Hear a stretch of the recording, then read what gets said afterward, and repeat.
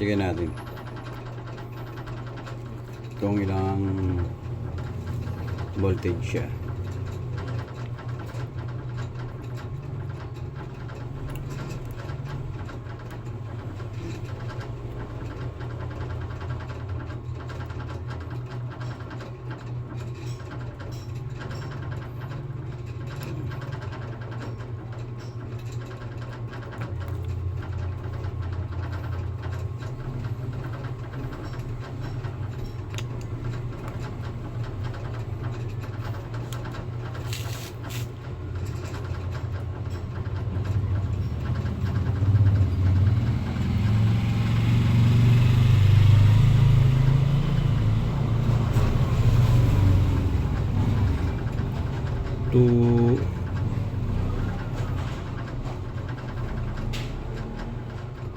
To 950 baba.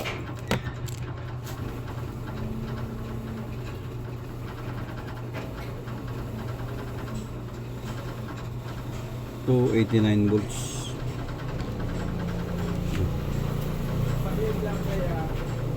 Ano, blanca?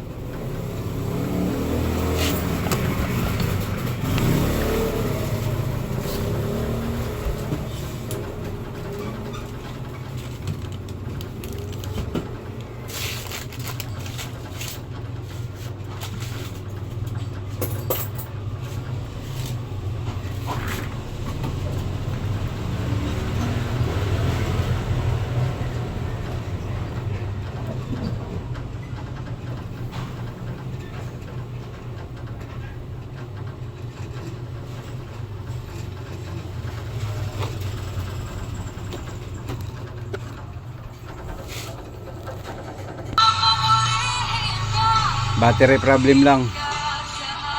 Pagka mahina na yung battery, hindi mo na talaga may unyan. At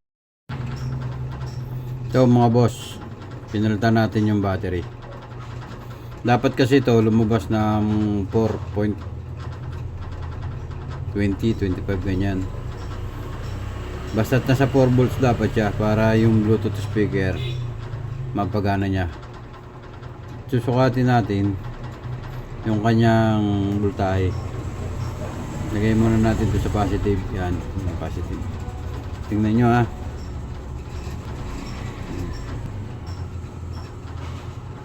.89.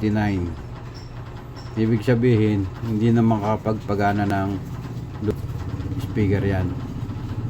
Yun, nagpalit na tayo. Ginabit ko.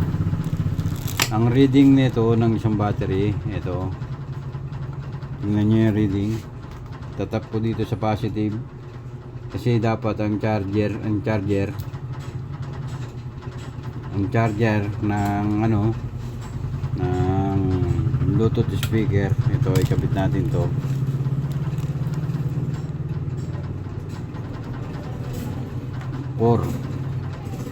Ito yung sa Bluetooth speaker ng battery. Pinutol ko na yan.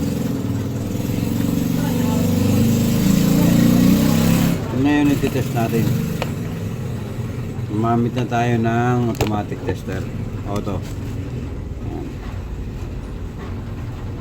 Itong red, para sa red. Papuntang baterya itong dalawang wire na to. Lumabas siya ng 4.17. Kita nyo mga paps, galing sa Bluetooth speaker. Binunot natin yan, walang ano yan reading, kundi mababa yan, pabagsak 0498. Ngayon ikakabit natin.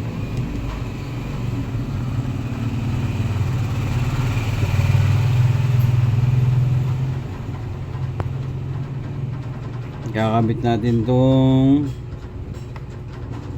charger.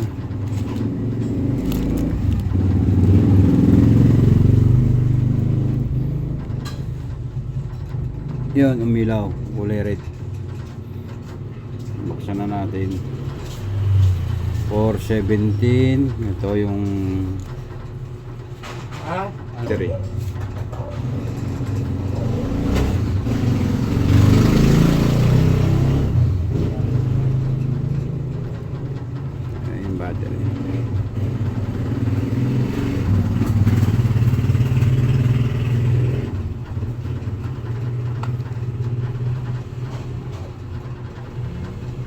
$391. Lobat pa yan, mahina. Dapat yan mag 4. Ikabit natin yung charger. Pinalitan natin ng battery kasi ang problema niya, mabilis mag lobat.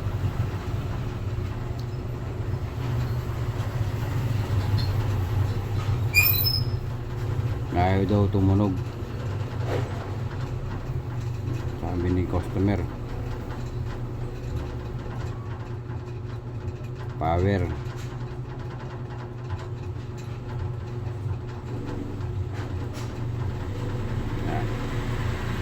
Ngayon susubukan natin siya.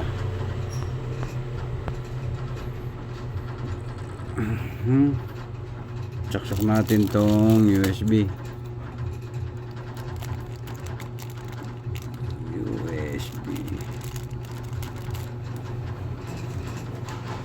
Yun natin. Yun. Meron na siya supply.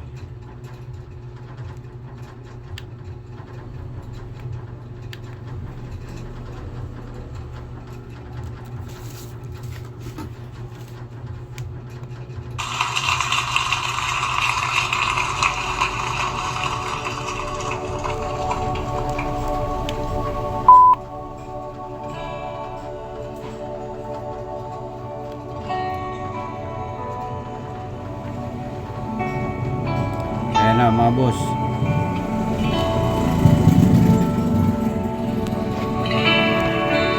Text ko yan.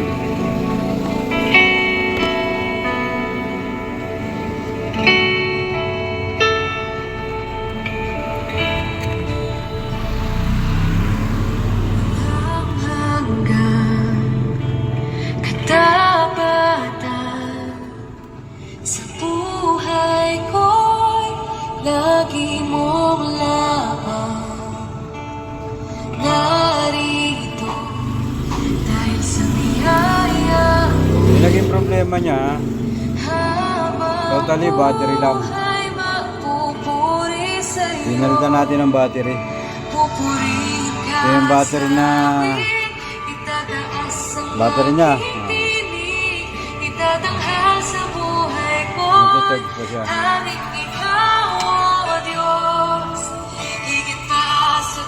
Ngayon, iti-test natin yan.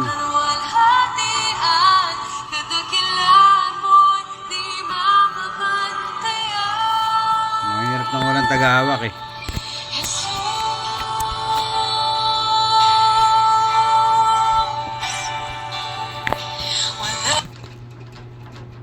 Naglobat. Tingnan natin.